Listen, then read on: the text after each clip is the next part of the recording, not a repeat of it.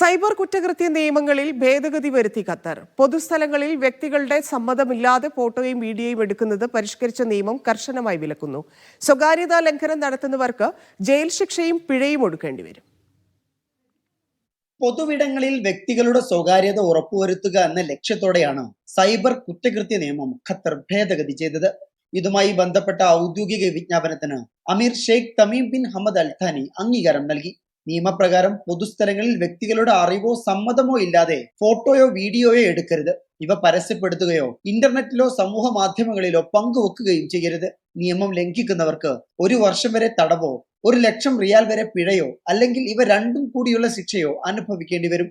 അമീറിന്റെ അംഗീകാരത്തോടെ ഭേദഗതി വരുത്തിയ നിയമം ആഗസ്റ്റ് 4-ന് പുറത്തിറങ്ങിയ ഔദ്യോഗിക ഗസറ്റിന്റെ 20-ാം പതിപ്പിൽ പ്രസിദ്ധീകരിച്ചു. സൈബർ സുരക്ഷയുമായി ബന്ധപ്പെട്ട് 2014 അവതരിപ്പിച്ച നിയമം നമ്പർ 14-ലെ ആർട്ടിക്കിൾ 8 ആണ് പുതിയ അനുച്ഛേദം കൂടി ചേർത്ത് ഭേദഗതി നടത്തിയത്.